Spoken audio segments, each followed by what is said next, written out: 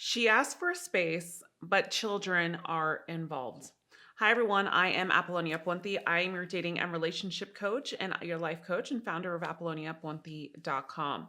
And in this video, we're going to talk about something specific that a lot of my viewers have been asking me to do is when a woman asks for space, is it any different, Apollonia, when you are trying to mend a relationship and she just needs time away apart, but then you have children together? So what is really the definition of space in this predicament? And I'm going to tell you in this video.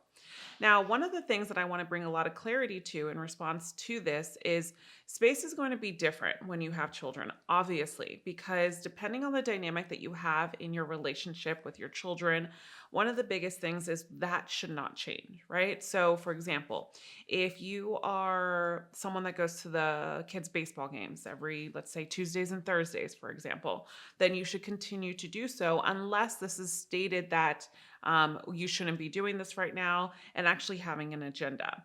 I do think that clarity around this topic is really important in a conversation. So, for example, example, if you have gotten to a point in a relationship where the woman has basically backed away and said, listen, I just need space. I need time. It sounds like this. I need space. I need time to think. I'm not sure what I want. I don't know what to do. I just need time to heal. I need time to think.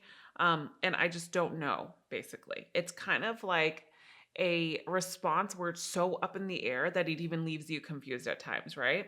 So typically when this happens and you're in a predicament of children, guys, this is what I'm saying, only in children, not in a predicament when you don't have children, but this is when you have children, you should communicate with her instantly in that moment. And if you haven't communicated with her instantly in that moment, that's okay, because we can also go back and talk to her about this when we see her face to face or when she calls in regards to the children. And what you want to do is you want to steer from talking about the relationship and you want to steer towards talking about the children. So it can sound something like this. What are your expectations of me during this time with the children? Or I would love to still show up for the children and do XYZ like I normally do. I know I know we're taking space, but it feels to me that you need time to understand our relationship, but I don't want this to take time away from my children. So then we map out what we do. So every other weekend I might take them. Are we in agreements to this, right? So now that you've gotten this out of the way, now you can give her an opportunity to focus on the children. And you can give her the opportunity to focus on herself and the relationship.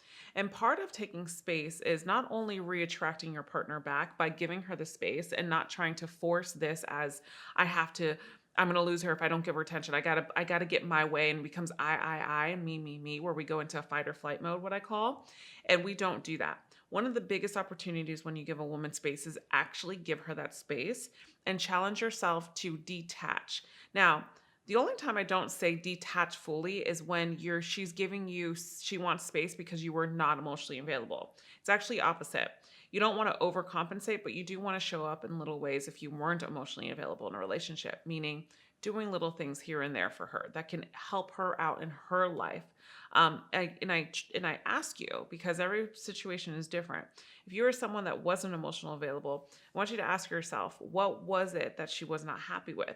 And start working on those things one at a time and pacing yourself. Remember, this is not a race.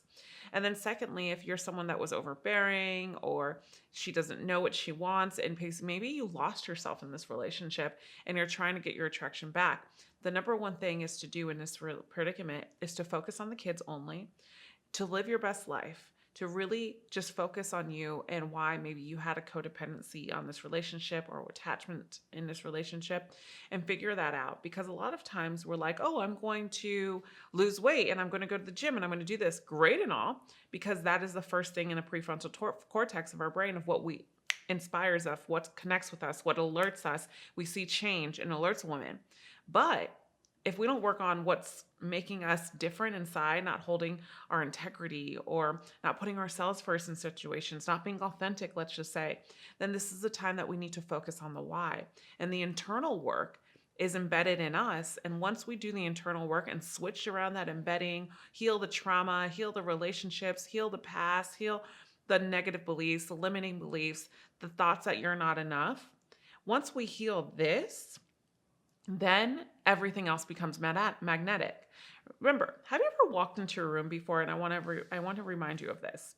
Have you ever walked into a room before any time in your life and nothing has changed about you, but if you were just in an amazing mood, maybe you're vibing high, you're feeling great, and someone's like, something about you is different, and they just can't put their finger on it, and they're like, something about you changed something, and you did not change anything. You didn't lose a pound, you didn't get a haircut.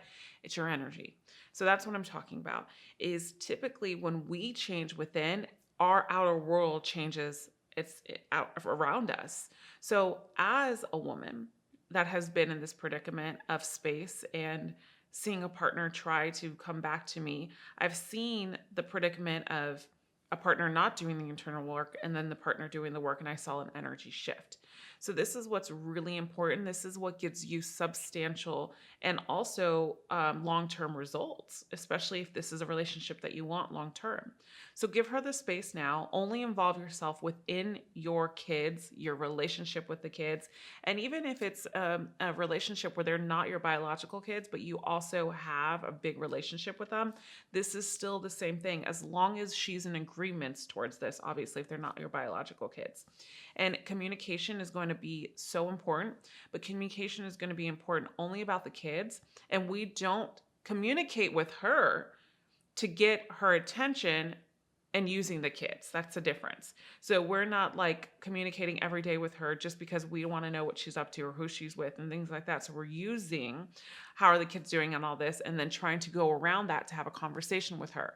I would say do a strict 30 days. If you are someone that was lost themselves in the relationship, do a strict 30 days of forcing yourself just to show her that you're there for the kids, you're working on yourself, and it's not about the relationship, and let her come to you. Let her come to you and question your behavior. Let her come to you and question, what are you doing to change? And this is when the constructive conversations can happen. If you find yourself in this predicament of being dependent or attached, there's two things that I want you to do, and it's up to you.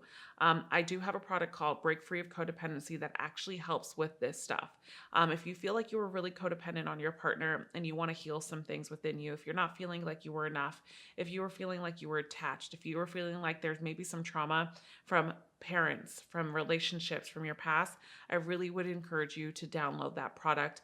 It's my Break Free of Codependency product, and it's a personal development product. I'm telling you right now, it is not easy. I'm not going to sit here and say it is an easy product, because it's not, but that's why I made this product hard. It's because it's not meaning it's hard mathematically, like if we're going to school, but it's hard because their trauma work is real and it has changed so many lives. So if you're ready to take this bull by the horns and change your life and change it around, I encourage you to download that, and that'll be up here in the cards and also too in the link below. And then there's also a book that I love. It's called Detach by Dr. Amir Levine. It goes over different attachment styles in your relationships, and I would encourage you to do that. As always, I love hearing from you. Comment, make sure if you have any questions, you put them below, and I'll try my best to answer them. And as always, I'll see you in the next video. And remember, you are always loved. Bye for now.